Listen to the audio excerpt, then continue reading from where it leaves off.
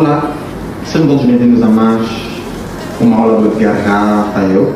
Nós nesse mês de março vamos ter o especial Mulheres, como podem ver aqui em cima, que vai ser um programa dedicado a vocês para explicarmos estruturas, funções, mitos e verdades e para responder às perguntas que vocês fizeram a nós.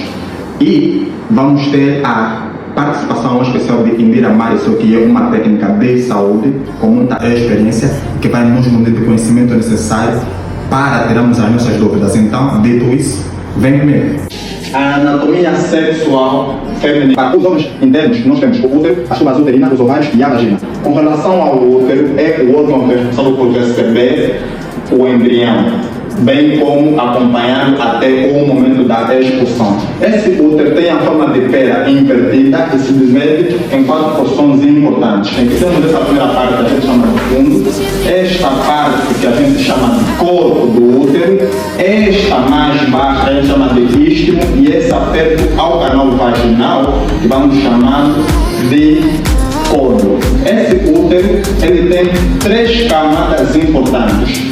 O endométrio, que é a camada mais interna e que é mucosa e se descama e é responsável pelo ciclo menstrual. Nós temos o miométrio, que é uma camada de musculatura lisa, que é responsável pelos processos e alterações cíclicas da ovulação, e temos a última parte que é o perimétrio, que é uma camada serosa e é a mais externa. Tubas uterinas, eles são órgãos partos, como podemos ver aqui, eles são responsáveis pela condução do ovócito até ao útero. E é também aqui onde acontece a fertilização.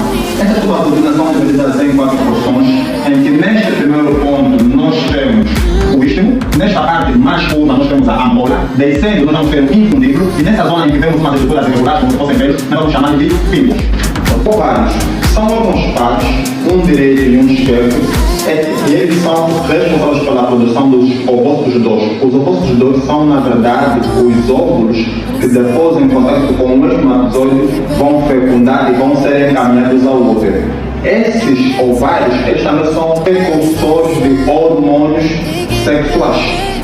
Vagina, canal de passagem que se estende desde o colo do útero até ao ostíolo da vagina.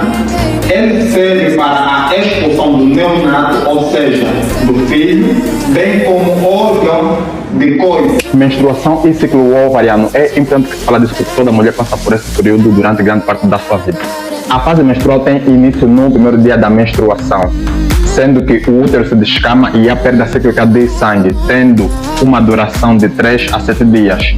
E, em média, esse período dura 5 dias. Na fase folicular acontece o amadurecimento do folículo primário, em secundário por um processo hormonal. A fase ovulatória corresponde ao 14º dia do ciclo ovariano, em que acontece a expulsão do ovócito 2 para que ele seja fecundado. Mas, em mulheres com períodos irregulares, isso pode acontecer com menos ou com mais dias. É na fase lútea onde o corpo se sente preparado para fertilização, onde o espermatozoide masculino se une ao ovócito 2, tendo assim o embrião. Mas caso não aconteça a fecundação, o útero se descama e novamente voltamos à primeira fase do ciclo, ou seja, sangue menstrual. E quando não há fecundação, isso acontece: fase menstrual, fase folicular, fase ovulatória e por fim nós temos a fase lútea. E o ciclo recomeça. A lubrificação termina durante a relação? Não. O que pode acontecer é a diminuição da lubrificação. Isso por má ou ineficiente preliminar, uso de anticoncepcionais e outras drogas como antibióticos ou antipalúdicos. E isso pode ser resolvido com o uso de lubrificante externo e exercício da musculatura pélvica. Para engravidar é necessário ter um orgasmo? Não. Isso se dá pela junção do ovócito 2 com o espermatozoide masculino, desde que sejam saudáveis. E o fato se dá porque até líquido pré-ejaculatório que serve para lubrificar a uretra é capaz de fecundar. Os tetraplégicos eles conseguem ter prazer? Sim, eles conseguem porque o prazer é dado pelo estímulo reflexo, que é pelo contato físico, ou pelo estímulo psicogênico, que é dado por cheiro, sensações, pensamentos e visão.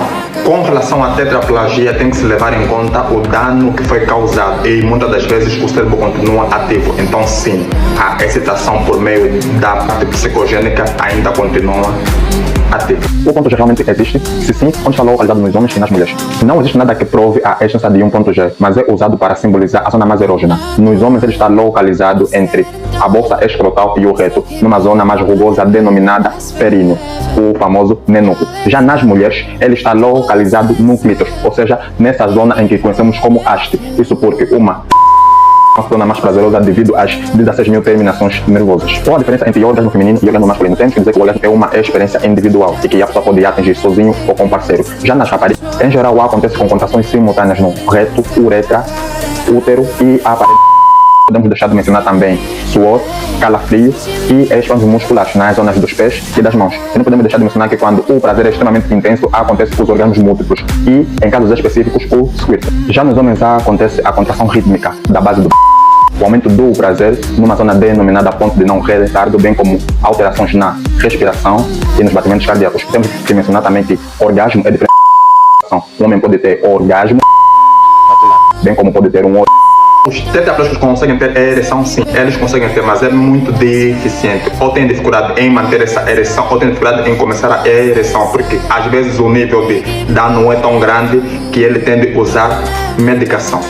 Em 2007 fui operada por usar um preservativo gastado durante uma e foi proibida de usar pensos higiênicos. Mas, após ter filhos, já consigo usar pensos higiênicos, mas no momento que não consigo dizer a frequência com que eu devo usar. A frequência é mediante ao fluxo de sangue que tem. Caso não tenha muito fluxo, deve usar 2 vezes. Caso tenha muito fluxo, pode usar a quantidade de vezes necessária. Só tem que levar em conta que essa proibição foi feita mediante a um aspecto importante. Quanto mais pensos higiênicos usam, mais abafado e mais calor tem naquela zona, o que propicia o aparecimento de doenças. Então, a redução deles melhora a microbiótica da flora. Como se livrar de bloqueios sexuais? Use a sua imaginação, aceite o seu corpo, converse com seu parceiro sobre medos e inseguranças e, o mais importante, ponha o prazer do outro em primeiro lugar. Como se livrar de bloqueios? Use a sua imaginação, aceite o seu corpo, converse com seu parceiro sobre medos e inseguranças e, o mais importante, ponha o prazer do outro em primeiro lugar. Qual a diferença entre um orgasmo e um orgasmo clitoriano? E é verdade que o segundo tende a ser mais forte? Não necessariamente. Isso depende muito da intensidade e da excitação do momento. Mas um orgasmo acontece aqui, nas paredes internas, e um orgasmo clitoriano acontece no clítoris. Mas seja de onde ele vem, aproveite. Com frequência pode causar infecção urinária, nada comprova isso, mas o que pode acontecer é a transmissão de DST. Se a zona da genitália tiver uma ferida exposta em contato com a mucosa oral, que também pode ter aftas. Isso sim pode transmitir doenças sexualmente transmissíveis e não necessariamente uma infecção urinária. E em casos como esses, é só fazer a higienização após o mitos e verdades.